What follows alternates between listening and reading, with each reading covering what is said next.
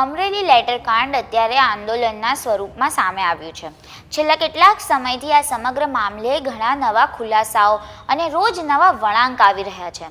આ સમગ્ર મામલે રાજનીતિ શરૂ થઈ અને પીડિતાને હજુ ન્યાય નથી મળ્યો। આ પત્રકાંડ બાદ સતત અમરેલી કોંગ્રેસ પાટીદાર યુવતીની સાથે રહી છે। સાથે જ આ પાટીદાર યુવતીને ન્યાય અપાવવા વિપક્ષ નેતા પરેશ ધાનાણીએ 24 કલાકના ઉપવાસ આંદોલન કર્યા હતા અને ત્યારબાદ 48 કલાકના ધરણા કર્યા હતા। આજે આ ધરણા પૂરા થયા ત્યારે કોંગ્રેસ નેતા પરેશ ધાનાણીએ આપેલા અમરેલી બંધના એલાનને પણ મિશ્ર પ્રતિસાદ મળ્યો હતો। જે વિસ્તારમાં ધાનાણીએ ધરણા કર્યા હતા એ વિસ્તારમાં મોટાભાગની દુકાનો બંધ જોવા મળી હતી। જોકે શહેરના અન્ય વિસ્તારોમાં મોટાભાગની દુકાનો ખુલ્લી થઈ છે। શહેરમાં કોઈ અનિચ્છનીય બનાવ ન બને એ માટે ચુસ્ત પોલીસ બંદોબસ્ત પણ ગોઠવાયો હતો।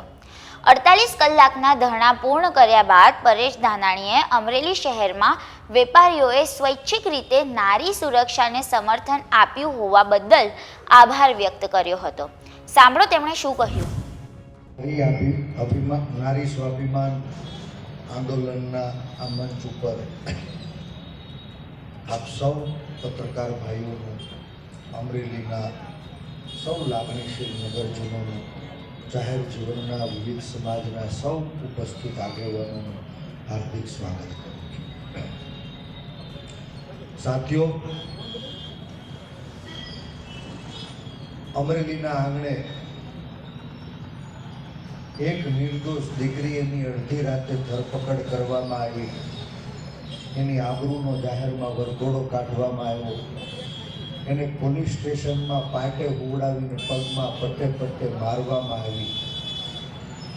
આવી દયનીય અને કમનસીબ ઘટનાનું અમરેલી સાક્ષી બનીને મને, તમને અને આજે સમગ્ર ગુજરાતને અફસોસ છે। એક નિર્દોષ દીકરીને ન્યાય અપાવવા માટે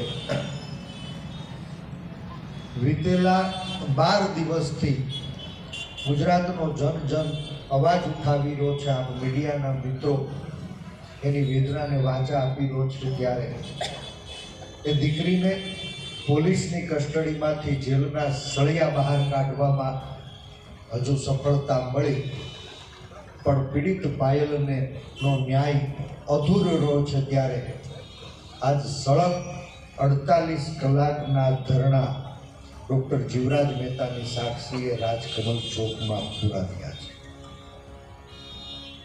પીડિત પાયલનો ન્યાય જરૂર અધૂરો રહ્યો, પણ સમગ્ર ગુજરાતમાં નારી સ્વાભિમાનની જ્યોત પ્રગટાવવામાં સફળતા મળી એનો આનંદ છે। આજ નારી સ્વાભિમાન આંદોલન સમિતિની વિનંતી ઉપર અમરેલી શહેરના તમામ વેપારીઓએ સ્વૈચ્છિક રીતે સજ્જડ બંધ પાળીને નારી સ્વાભિમાનની સુરક્ષાને સમર્થન કર્યું। સૌ વેપારી ભાઈઓનો હું હૃદયથી આભાર માનું છું। સળંગ 48 કલાકના ધરણા પછી સૂતેલી સરકારની સંવેદના જગાડવામાં નિષ્ફળ રહ્યો એનો મને અફસોસ છે।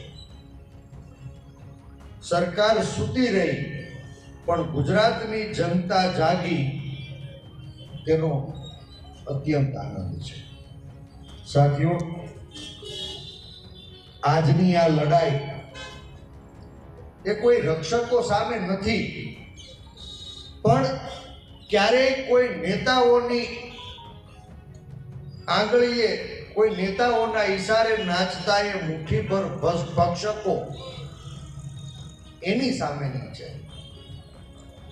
કાયદાને જાણનારા લોકો કાયદાનું ઈરાદાપૂર્વક ઉલ્લંઘન કરે એની સામેની આ લડાઈ છે। અને આ લડાઈ આજ અમરેલીના આંગણે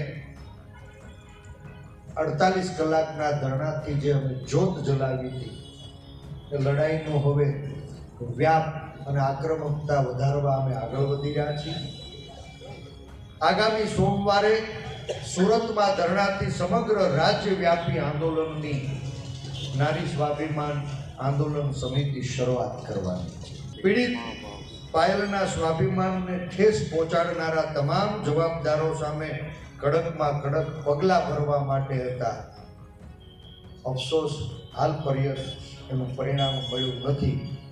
પણ આ રાજ્યના સંવેદનશીલ મુખ્યમંત્રીને હું આ મંચ ઉપરથી ફરી હૃદયપૂર્વક વિનંતી કરું છું કે દાદા, ગુજરાતની આઝાદીના ઇતિહાસમાં કોઈ નિર્દોષ દીકરીને અડધી રાતે ઉઠાડીને પોલીસવાળા 17 કલાક ઊંઘી રાખે, એક કુંવારી કન્યાનો જાહેરમાં વરઘોડો કાઢીને એની આબરૂને નીલામ કરે, એક નિર્દોષ દીકરીને પોલીસ સ્ટેશનમાં પાટે ઉડાવી પગે પટ્ટે પટ્ટે મારવામાં આવે, આવો બનાવ ગુજરાતે નથી જોયો.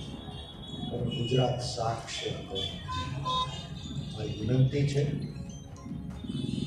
કે જે કોઈ જવાબદાર લોકો હોય એના ઉપર તત્કાલ પગલાં લેવા. નહીં તો ફરી આ મંચ ઉપર દોહરાવું છું કે ગુજરાતની લાગણીને હું સમજો છું. દાદા, આ દીકરી તમને બચાડશે. જાગજો, સંવેદનાઓને જગાડજો. ગાંધીજીના સંસ્કાર, સરદારનું સ્વાભિમાન અને બાબા સાહેબે કરેલા સંવિધાનનું તમે રક્ષણ કરજો. રખીને ચૂપ થઈને તો એની નુકસાની સરકારે વેઠવાની થશે એવો મને આદેશ. ત્યારે હવે આ મામલે આગળ શું થશે તે જોવાનું રહ્યું. દેશ, દુનિયા અને ગુજરાતના તમામ સમાચારો માટે જોડાયેલા રહો વાઇબ્સ ઓફ ઇન્ડિયા સાથે.